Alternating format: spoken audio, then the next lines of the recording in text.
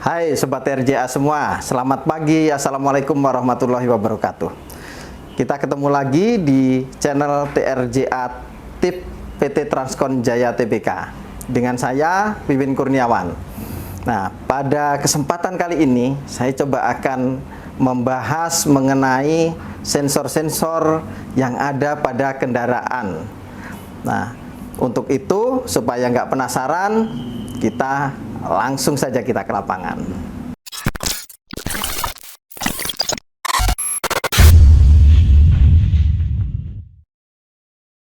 Oke Sobat TRJA semua, sekarang kita sudah berada di kendaraan Innova, Toyota Innova. Kali ini coba saya akan informasikan mengenai fungsi-fungsi sensor yang ada pada mesin Toyota Innova bensin ya. Nanti juga saya akan tunjukkan letak-letaknya dan peran daripada sensor tersebut.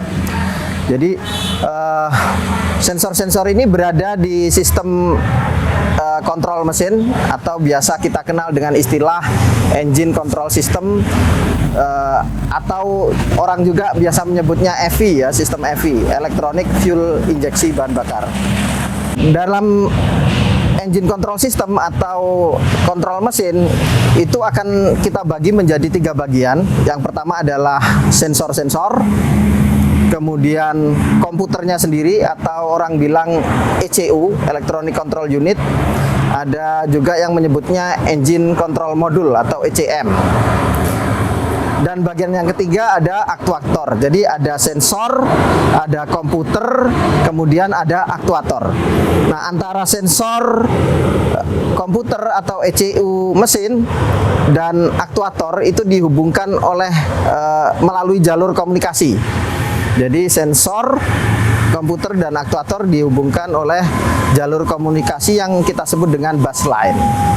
Nah, sensor sendiri berfungsi untuk memberikan informasi berupa sinyal atau data kepada komputer mesin atau ECU engine tentang kondisi mesin dan kondisi pengendaraan. Jadi kondisi mesin di sini yang dimaksud adalah kondisi apakah mesin tersebut posisinya masih dingin, apakah dia pada temperatur kerja yang normal, misalnya di angka 80 sampai 90 derajat, atau mesin sendiri pada saat itu overheat, sudah overheat. Jadi kondisi mesin apakah dingin, panas atau overheat. Kemudian kondisi mesin yang lain, apakah putaran mesinnya pada putaran idling, putaran sedang, dan putaran tinggi. Itu tentang kondisi mesin. Oke, baik teman-teman semua, sekarang saya akan tunjukkan letak-letak dari sensor tersebut, sekaligus saya jelaskan mengenai fungsi dan peranannya pada mesin. Yang pertama di sini ada sensor udara masuk ya. Yang ini, sensor ini sebenarnya satu soket, tetapi ada 2 sensor di sini. Sensor ini berfungsi namanya mass airflow meter, dan satu sensor lagi namanya intake air temperature atau IAT. Jadi satunya MAF, satunya IAT. Sensor ini berfungsi untuk mendeteksi udara masuk. Jadi mendeteksi jumlah udara masuk dan temperatur udara yang masuk ke dalam mesin. Kemudian ada juga sensor camshaft. Yang ini adalah camshaft posisi sensor. Sensor ini untuk mendeteksi sudut cam atau untuk menghitung ignition timing nanti ya, timing pengapiannya. Dan ada lagi sensor crankshaft. Jadi sensor crankshaft ada di bawah. Saat ini tidak terlihat ya oleh kamera, teman-teman semua, Sobat TRJA semua.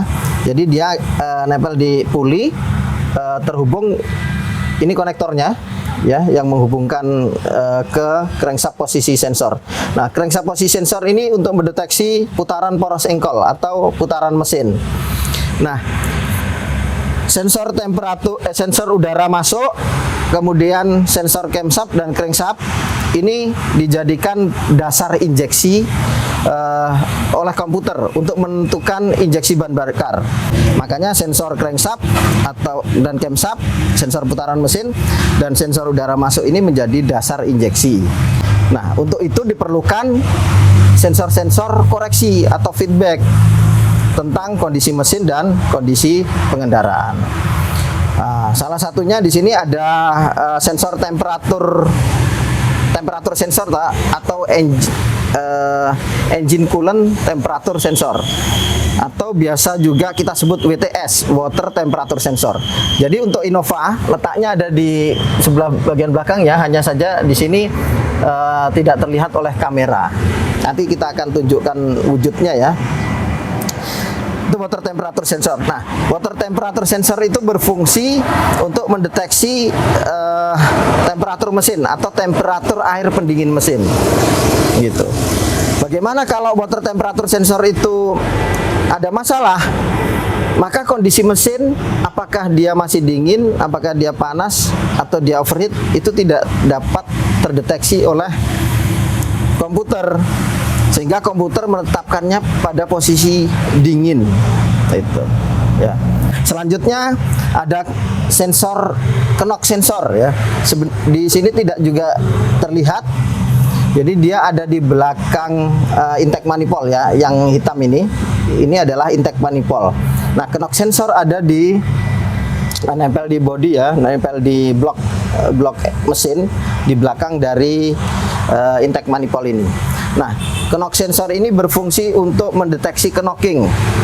Ya, knocking itu suara ketukan yang sangat keras ya, yang dihasilkan akibat pembakaran tidak sempurna atau pembakaran terlalu kaya, campuran udara bahan bakar yang terlalu kaya, atau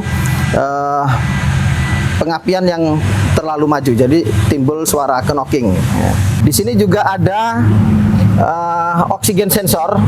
Jadi di Toyota Innova itu ada oksigen sensor, dia nempel di sistem gas buang ya, sistem gas buang. Dari kamera tidak terlihat, jadi ada oksigen sensor di sana ya, di bawah sana. Nah, oksigen sensor ini berfungsi untuk mendeteksi kadar oksigen ya, kadar oksigen, atau bisa juga dia mendeteksi emisi gas buang yang melewati knalpot atau gas buang. Nah, kemudian dengan dia mendeteksi kadar oksigen, dia akan dapat menentukan campuran udara bahan bakar yang dihasilkan oleh mesin. Kemudian ada juga di sini sensor TPS, throttle posisi sensor. Jadi di dalam sini ada throttle posisi sensor. Jadi output mesin pada mesin bensin itu dikontrol berdasarkan sudut bukaan throttle valve gitu. Tadi sudah saya jelaskan sensor, kemudian kita ke komputer ya. Jadi komputer di sini dia terdiri dari 3 bagian sebenarnya. Ada input output interface. Jadi di dalamnya itu ada input output interface, kemudian ada CPU, Central Processing Unit, dan yang ketiga ada sistem memori. Jadi berbagai macam sensor tadi, semua inputannya, sinyal yang diberikan ke ECU itu diterima oleh input output interface, kemudian dikalkulasi, dihitung oleh ECU untuk menentukan injeksi bahan bakar ya, dan pengapian. Nah, jadi jumlah injeksi bahan bakar itu berdasarkan dari sensor-sensor tersebut. Nah, data-datanya nanti akan disimpan di dalam sistem memori yang ada di ECU. Sekarang saya akan tunjukkan yang mana biasa orang bilang cek engine ya. Kalau bahasa teknisnya sebenarnya MIL atau malfunction indicator lamp. Ya. Yang ini warna orange seperti gambar mesin itu adalah gambar dari atau indikator dari check engine ya, namanya check engine. Nah, check engine ini ketika kunci kontak di on kan, itu dia akan menyala. Berarti di situ ECU sudah standby, catu daya ECU sudah standby. Kemudian ketika mesin dihidupkan, kita coba hidupkan, cek engine harus mati. Nah, tapi kalau cek engine-nya menyala, itu artinya ada masalah pada sistem kelistrikan pada kontrol mesin. Nah, terutama bagian sensor-sensor tadi. Ketika ada masalah pada sensor, pada kelistrikan dari engine control tersebut, engine control mesinnya, maka cek engine akan menyala. Nah, untuk mendeteksi kode masalahnya, maka kita perlu menghubungkan intelligent tester dengan namanya data link connector. Untuk membaca kode, tentu kita harus menggunakan scan tool. Nah, pada Toyota scan toolnya itu bernama GTS ya, Global Tech Stream untuk yang sekarang. Nah, dengan kita menghubungkan scan tool ke DLC3, maka kita dapat berkomunikasi dengan kendaraan tersebut ya. Jadi komputernya akan memberikan informasi-informasi mengenai malfunction atau malfungsi yang ada pada sistem kontrol mesin tadi. Sekarang saya akan tunjukkan posisi atau lokasi dari engine control unit atau engine control module. Jadi kita nanti kita buka ya lacinya seperti ini. Nah, di sini ada ECU-nya. Jadi komputer inilah yang mengontrol, ya, menghitung tadi atau memproses semua informasi yang dihasilkan oleh sensor-sensor, yang selanjutnya akan memerintahkan aktuator untuk melakukan penginjeksian bahan bakar. Ya. Jadi kalau ada masalah di ECU pun nanti kita bisa mendiagnosanya melalui scan tool ya, yang dihubungkan ke DLC3 tadi. Nah, sekarang saya akan jelaskan bagian yang ketiga, yaitu aktuator. Nah, aktuator pada mesin Innova atau mesin-mesin yang lain sama saja. Itu di sini ada dua ya, yang saya akan jelaskan. Yang pertama adalah injektor. Jadi di sini ada injektor. Ini ada beberapa konektor ya, ada 4 karena ada 4 silinder, maka injektornya juga ada 4. Injektor berfungsi untuk menginjeksikan bahan bakar ya, berdasarkan perintah dari komputer ya. Jadi jumlah injeksi bahan bakar itu ditentukan berdasarkan sinyal dari komputer atau ECU mesin. Yang aktuator yang kedua yaitu busi ya, businya. Nah, untuk sistem pengapian Innova ini sudah menggunakan DIS ya, Direct Ignition System. Jadi pengapian langsung. Nggak seperti sistem pengapian pada mobil-mobil yang lama. Untuk pengapian pada mobil Innova sudah mengadopsi DIS, Direct Ignition System, sehingga di sini busi, kemudian koil pengapiannya sama igniternya menjadi satu. Jadi koil pengapian dan igniternya ini sudah jadi satu ya.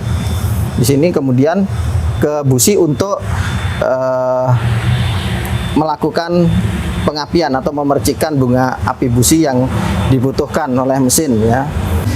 Berikut tadi penjelasan saya mengenai peranan dari sensor-sensor yang ada di dalam sistem sistem EV untuk Innova bensin. Nah, semoga apa yang saya sampaikan ini bermanfaat bagi Sobat TRJ semua yang ada di rumah dan di seluruh pelosok Nusantara. Maka dari itu jangan lupa untuk like, komen, dan subscribe di channel YouTube PT Transkon Jaya Tbk. Transkon Jaya Jaya Jaya.